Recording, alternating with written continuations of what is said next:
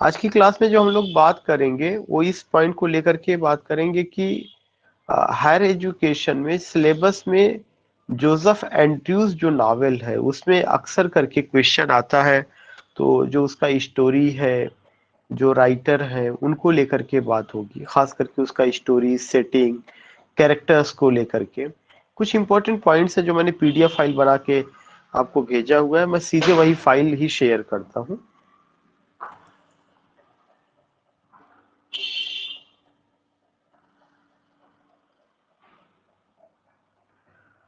I think it's visible.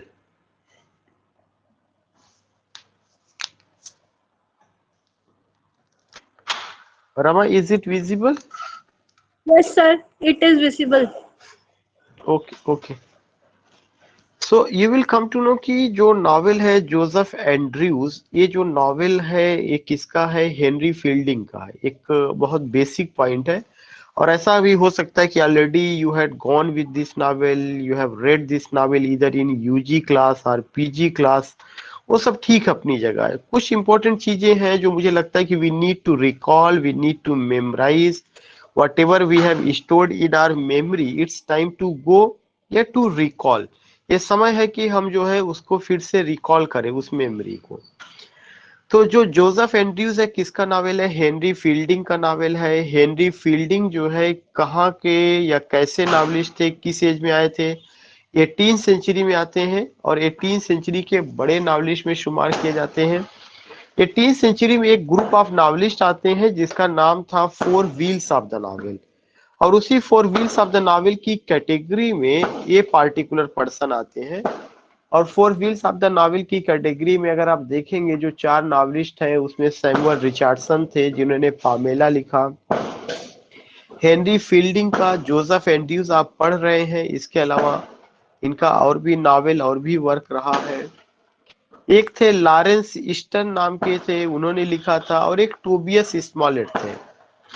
So here we are not to discuss four wheels of the novel. In this class we are going only to tell you Joseph Andrews and his means the writer, that is Henry Fielding. When you come to know about Henry Fielding, remember that it is also said that Henry Fielding is known as father of English novel. Father of English novel अगर किसी को कहा गया है तो वह किसको कहा जाता है? हेनरी फील्डिंग को कहा जाता है। और ये कहा जाता है कि उनके समय से ही रियल में नावल की शुरुआत होती है, नावल आता है। वैसे तो क्रेडिट लेने के लिए बहुत सारे लोगों को फादर ऑफ इंग्लिश नावल या नावल की कैटेगरी में रखा गया है, रखा जा सकता है, लेकिन अगर रियल में देखा जाए तो उस आदमी को एक क्रेडिट दिया जाता है कि उनके समय से नावल की, इंग्लिश नावल की शुरुआत होती है।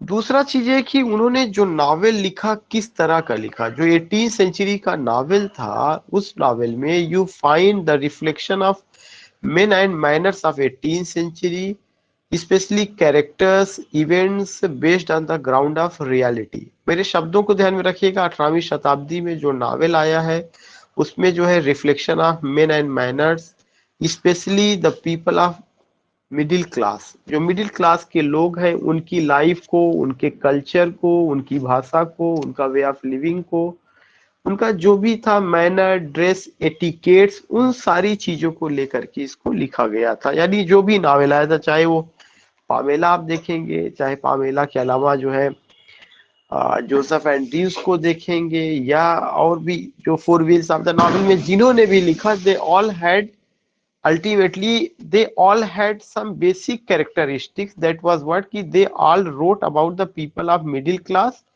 And second important point ki they all narrate or tell about the men and manners of the 18th century.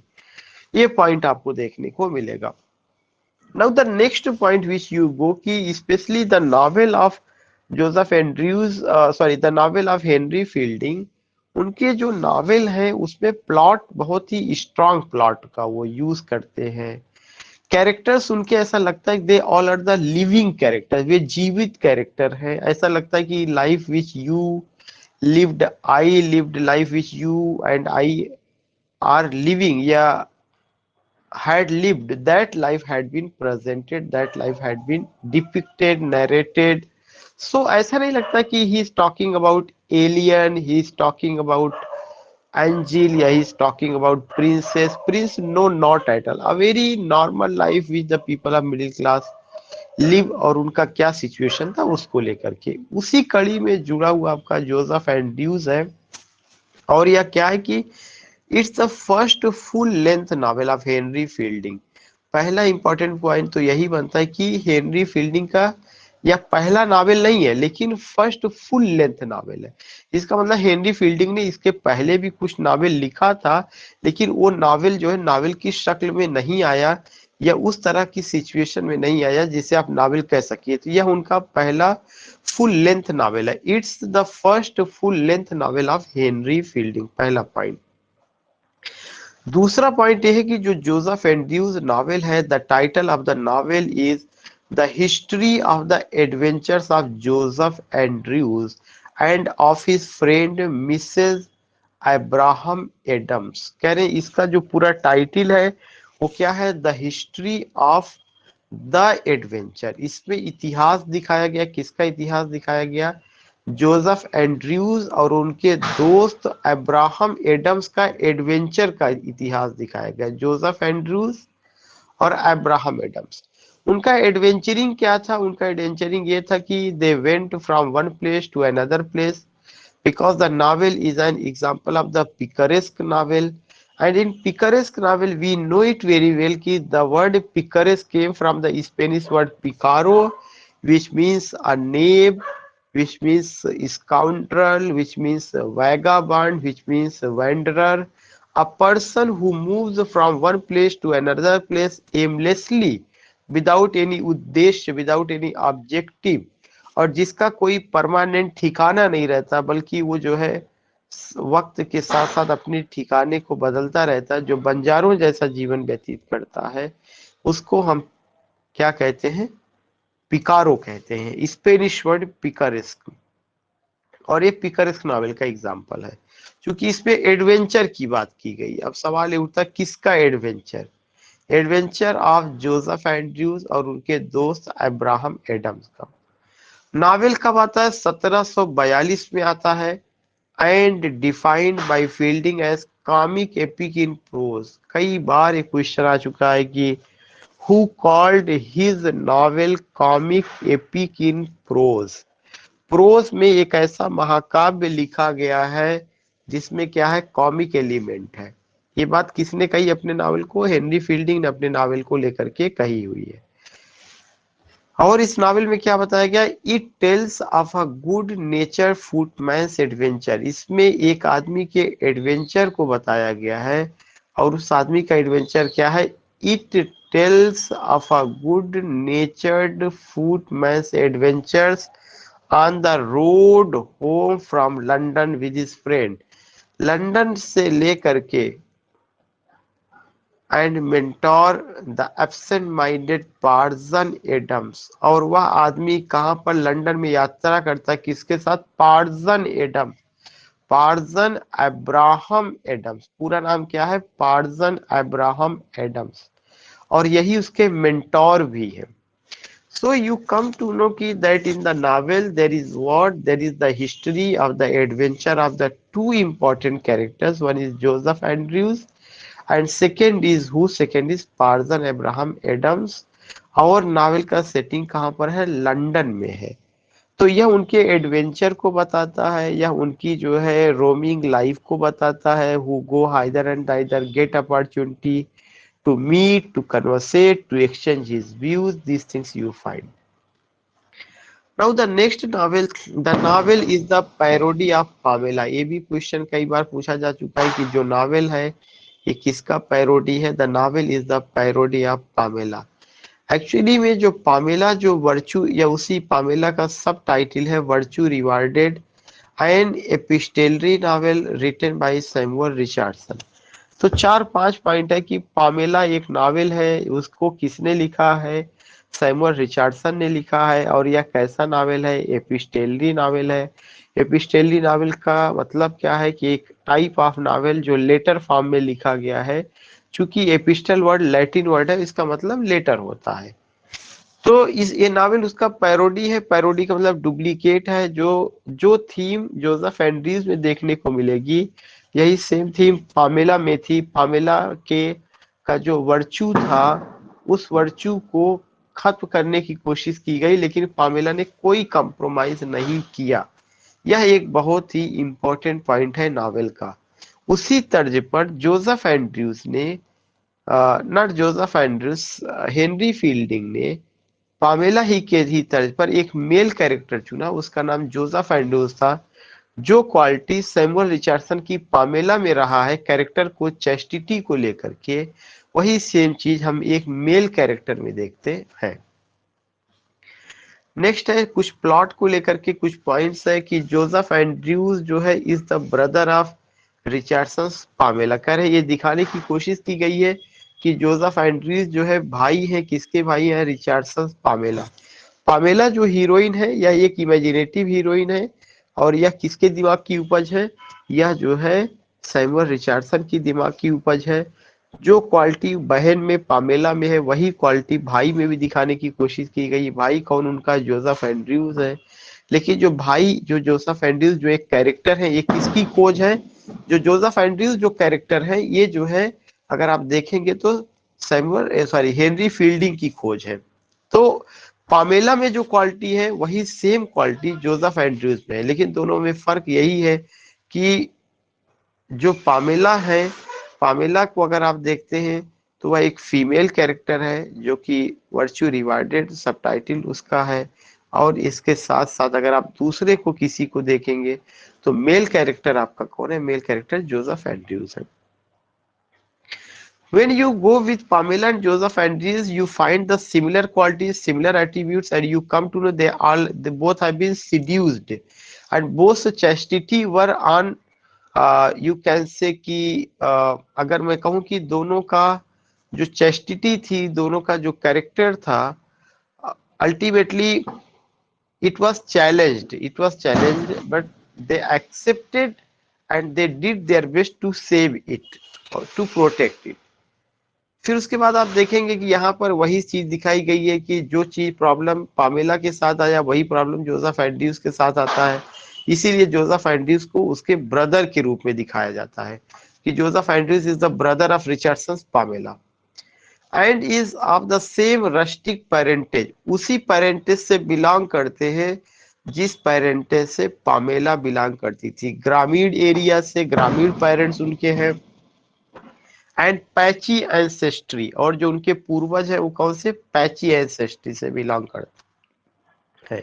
तो यू फाइंड 2 or 3 पॉइंट्स की they all belong what they all belong to patchy ancestry, rustic parentage. Next point which you have to remember that कि at the age of 10, एक question पूछा जा चुका है, 10 साल की उम्र में जो जोसेफ एंड्रयूज थे वो कौन सा व्यवसाय करते थे? 10 साल की उम्र में Joseph Andrews he found himself tending animals, वो जानवरों की देखभाल करते थे as an apprentice to sir Thomas Booby. और किसके यहाँ काम करते थे? सर थॉमस बूबी के यहाँ।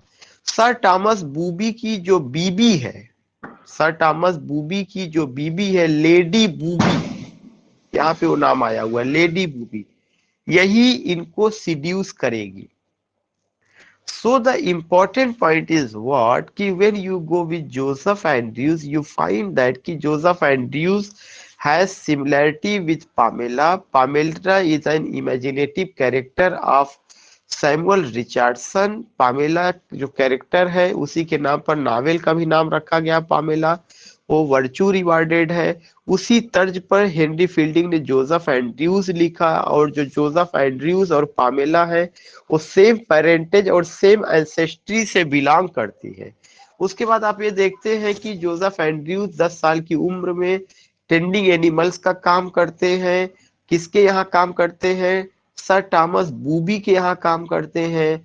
और साथ ही साथ जो है वो वहाँ उनके घोड़े की देखभाल करते हैं, ऑल दिस थिंग।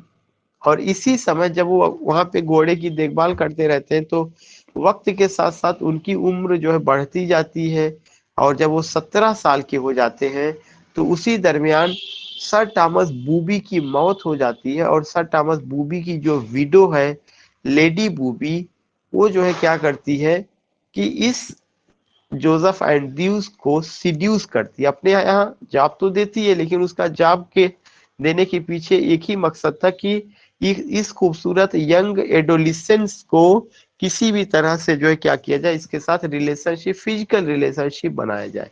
तो यहाँ पे दिखाने की कोशिश की गई है कि चेस्टिटी, कैरेक्टर बिल्डिंग, ये सब बड़ा मायने रखता है। तो ये एक पेज में कैरेक्टर जो था, ये बहुत important character, lady booby, sir Thomas Booby, और 10 साल की उम्र में वो क्या करते हैं, वो जो है जानवरों की टेंडिंग करते हैं।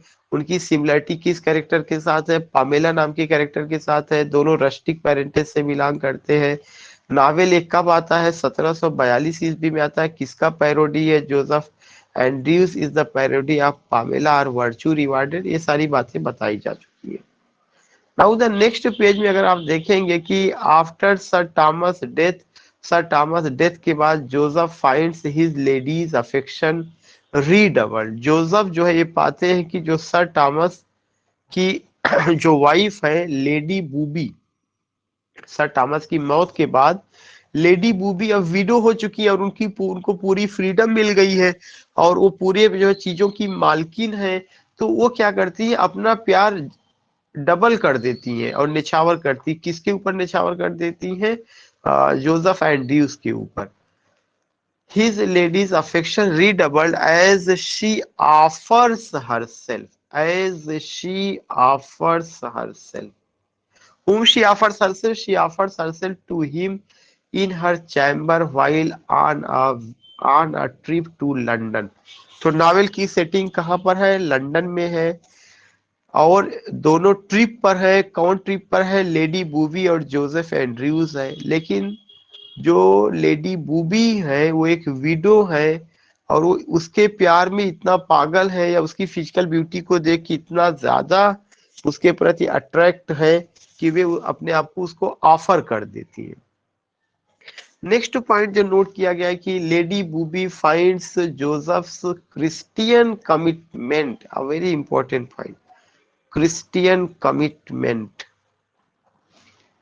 To pre married chastity unwavering, कि शादी से पहले उसके कैरेक्टर को या चैस्टिटी को कोई हिला नहीं सकता, कोई डिगा नहीं सकता है। किसके कैरेक्टर को, जोसेफ एंड्रयूज के कैरेक्टर को, उसकी जो है प्री मैरिटल चैस्टिटी को not a single one can waver. So what do you find here, you find here what you just find or you just see, and that is a very important point कि Christian commitment and what commitment, premarital chastity, ultimately आप वहां देखते हैं। ये किस character के बीच में नजर आता है, लेडी बूबी और जोसेफ एंड्रयूज के बीच में। जोसेफ एंड्रयूज के Christian commitment, pre marital chastity को कौन चैलेंज करता है, लेडी बूबी चैलेंज करती है। फिर उसी नॉवेल का एक कैरेक्टर और है फैनी गुडविल, जो कि हीरोइन है। Fanny Goodwill is the heroine of the novel and Joseph true love, और जोसेफ का वो सच्चा प्यार है। तो अगर एक चीज आता है कि जोसेफ का सच्चा प्यार कौन है, Fanny goodwill. She is a poor illiterate girl of extraordinary beauty now living with a farmer, और किसके साथ रहती है, फार्मर के साथ, close to lady boobies Paris, जो लेडी बूबीज की पेरिस के बिल्कुल बगल में है। अनदर इंपॉर्टेंट, तो ये कैरेक्टर ये ध्यान में रखना, Fanny Goodwill is the true love of Joseph Andrews. She is a poor illiterate girl of extraordinary beauty now living with a farmer. Next point की जो ये भी बहुत इंपॉर्टेंट लाइन है, Abraham Adam is the mentor of Joseph Andrews. अगर कोई question put up करता है, who is the mentor of Joseph Andrews, Abraham Adam is the mentor of Joseph Andrews. Joseph Andrews का पूरा केयर, पूरी देखभाल अगर कोई करता तो अब्राहम एडम्स। नेक्स्ट पॉइंट है कि the history of the adventures of Joseph Andrews is a comic epic या जो नावल है यह एक कॉमिक एपिक है that follows the personal account of the affable young man Joseph Andrews. इसमें एक आदमी जो जोसेफ एंड्रयूज है उसकी जोसेफ की कहानी दिखाई गई है and his faithful companion the parson Adams, और उनके जो है दोस्त पार्जन एडम की कहानी। तो पूरे नावल में जोसेफ एंड्रयूज एक लीडिंग कैरेक्टर है। पहली बुक के हीरो जोसेफ एंड्रयूज है, दूसरी बुक में पार्जन एडम हीरो बन जाते हैं और इन्हीं दो लोगों की कहानी को यहाँ पे बताया गया है, Joseph and his faithful companion the pageant Adam. Though a series of misadventures, Fielding constructs an entertaining story that embodies all of the principles of the Augustan age। इसमें जो है क्या दिखाया गया है, मिस एडवेंचर्स भी दिखाया गया है और ऑगस्टन एज की सारी कैरेक्टरिस्टिक्स को दिखाया गया है। नेक्स्ट पॉइंट है कि a major theme of Joseph Andrews is that charity.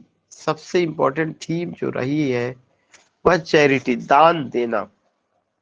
Is the mark of a true Christian, यह एक सच्चे क्रिश्चियन का प्रतीक है। Time and again Joseph Andrews is the victim of people's lack charity. वक्त के साथ ये देखा जाता है कि लोग जोसेफ एंड्रयूज की मदद नहीं करते। क्यों नहीं मदद करते?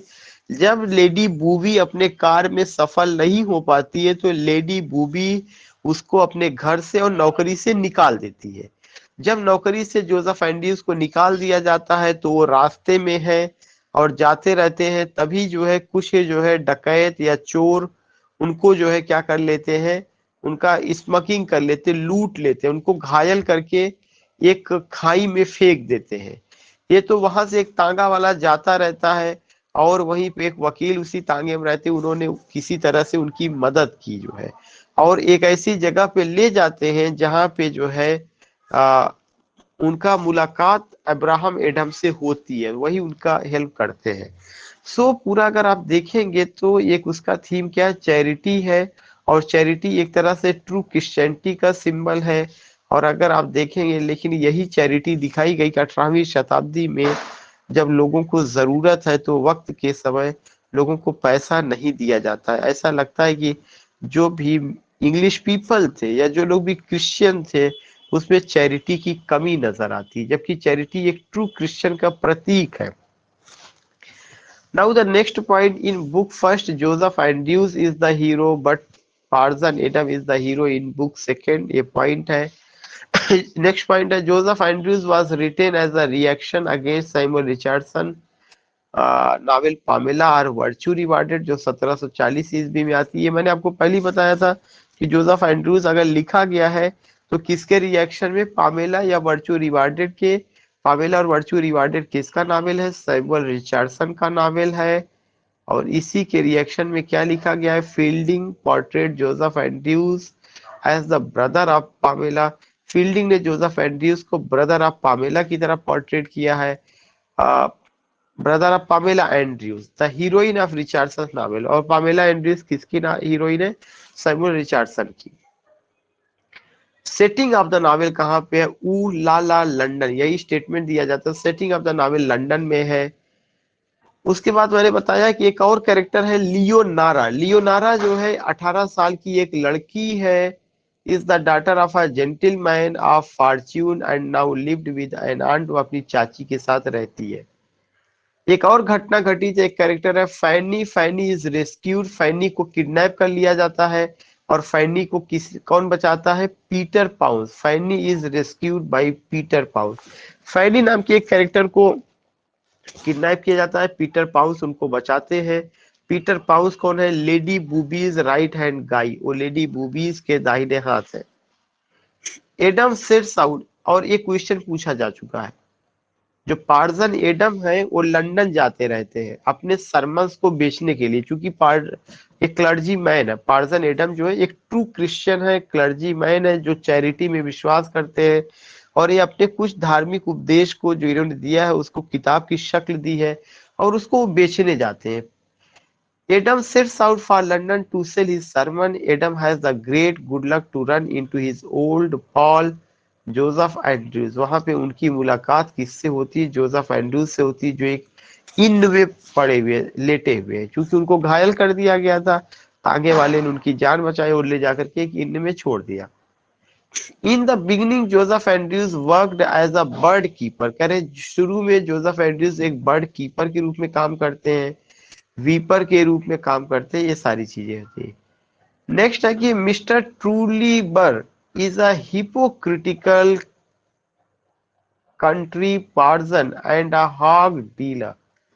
जो मिस्टर ट्रूलीबर है ये एक हिपोक्रिटिकल कंट्री पार्सन है, हॉग डीलर है। He is completely lacking the virtue of charity. ये क्वेश्चन इंपॉर्टेंट है। अगर नावल में किसी में अगर कमी थी वर्च्यू ऑफ चैरिटी की तो वह आदमी कौन है? मिस्टर ट्रूलीबर। मिस्टर ट्रूलीबर में एक कमी रही वर्च्यू ऑफ चैरिटी की। Next character parson Adam is the most remarkable figure in Joseph Andrews. He is the creation of pure humour. He is the creation of pure humour. एक question पूछा जा सकता है कि प्योर ह्यूमरिक कैरेक्टर कौन है? Person Adam है। यही मेंटोर भी है, बुक सेकंड के हीरो भी है। And the last page is on his way to see Fanny. जब फैनी को जोसेफ एडिशन जाता है देखने, इज मग्ड, तभी उसको लूट लिया जाता है and laid up in a nearby inn, और वहां पे उसको एक नजदीक की सराय में छोड़ दिया जाता है। वेयर बाई कोइंसिडेंस, जहां वह कोइंसिडेंस है, he is reunited with parson Adam. और किसके द्वारा रीयूनाइट हो जाता? किसके साथ? पार्सन एडम से। किसकी तलाश में गया हुआ था? फैनी की तलाश में गया हुआ था। पार्सन एडम कहाँ पे जा रहे हैं? पार्सन एडम भी लंदन जाते हैं to sell 3 volumes of his sermon. ये क्वेश्चन पूछा जा चुका है। अपने सरमन के कितने वॉल्यूम को बेचने गए थे? 3 वॉल्यूम्स को। नाउ द नेक्स्ट पॉइंट कि the Wilson's were the real parents of Joseph Andrews. Joseph Andrews के रियल पेरेंट्स का क्या नाम है? विल्सन। नेक्स्ट है डाइग्रेशन। एक स्टाइल है जो यूज की गई। Digression in Joseph Andrews means of building the structure and providing the background for the plot.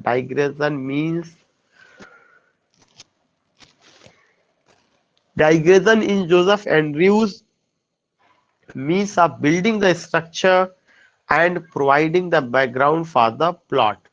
ये है digression.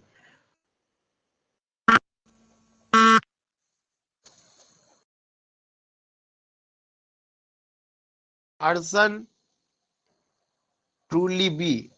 Trulibe is a farmer than a clergyman. जो पार्सन ट्रूलिबे है वो एक तरह के फार्मर है, ना कि क्लर्जीमैन है। ये कैरेक्टर है जो आपको ध्यान में रखना है। Fanny Goodwill is a dairy maid engaged with Joseph Andrews. जो फैनी गुडविल है वह एक डेयरी मेड है। किसके साथ? एंड्रयूज है, जोसेफ एंड्रयूज के साथ। Mrs Slipslop is described as hungry tigress in the novel. Slipslop एक कैरेक्टर है जिनको हंग्री टाइग्रेस के रूप में दिखाया गया है या प्रेजेंट किया गया है। थीम इसका क्या है? अपीयरेंस बनाम रियलिटी। जो दिखाई पड़ रहा है वो क्या है और वास्तविकता क्या है। मतलब जो लेडी बूबी है वो क्या करती है? इसको बहुत पैसा देती, महत्व देती है, देखने में लगता है कि वो बहुत ज्यादा जिनरस लेडी है, लेकिन रियलिटी क्या है कि वो जोसेफ एंड्रयूज को सिड्यूस करना चाहती है। फिर है कि एब्यूज ऑफ पावर, शक्ति का मिस यूज है एक एक आदमी के द्वारा, क्लासेस के द्वारा और इंस्टीट्यूशंस के द्वारा। In humanity of individuals and society. Society का में इन ह्यूमैनिटी कैसे है और व्यक्तिगत लोगों में इन ह्यूमैनिटी कैसे है। लस्ट वर्जन चैस्टिटी, ये सबसे इंपॉर्टेंट थी। लस्ट वर्जन चैस्टिटी, विलासितापूर्ण जीवन और अपनी पवित्रता को कायम रखना, ये एक पॉइंट रहा है। द नेचर ऑफ गुडनेस, अच्छे नेचर को बताना। चैरिटी, वैनिटी, मतलब वैनिटी मीन झूठा, झूठा दिखावा, मिथ्या। City living person living in a retirement in the country. जो सिटी में जो पर्सन रह रहे थे वे अगर देखा जाए तो वे कैसे रिटायरमेंट में रह रहे हैं, उनको कोई पूछने वाला नहीं है।